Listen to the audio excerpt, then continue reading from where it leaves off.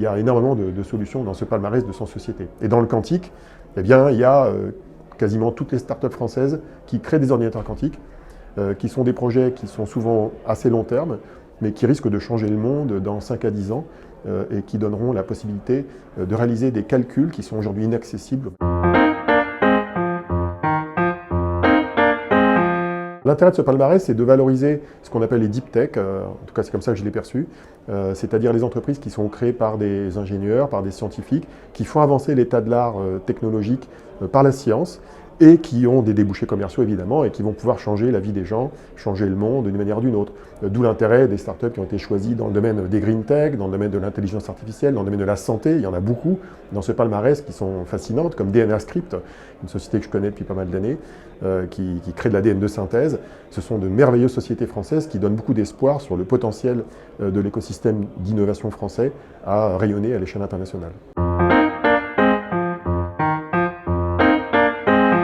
Parmi ceux que j'ai eu à sélectionner, il y a essentiellement les startups qui sont dans le monde du quantique, des technologies quantiques, et qui ont une particularité, c'est que ce sont quasiment toutes des startups qui ont été créées par des chercheurs, ou d'anciens chercheurs, qui sont soit des jeunes thésards sortis d'un laboratoire de recherche, soit parfois des chercheurs qui ont 20 ans d'expérience.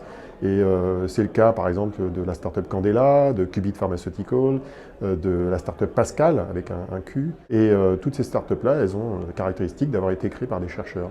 J'ai aussi sélectionné une chercheuse qui n'est pas entrepreneuse, mais qui a un projet innovant qui s'appelle Alexia Ofev, qui est basée à Grenoble et qui a lancé une initiative sur l'énergétique de l'informatique quantique et qui donc consiste à faire de l'innovation responsable le plus en amont dans le processus de conception des ordinateurs quantiques.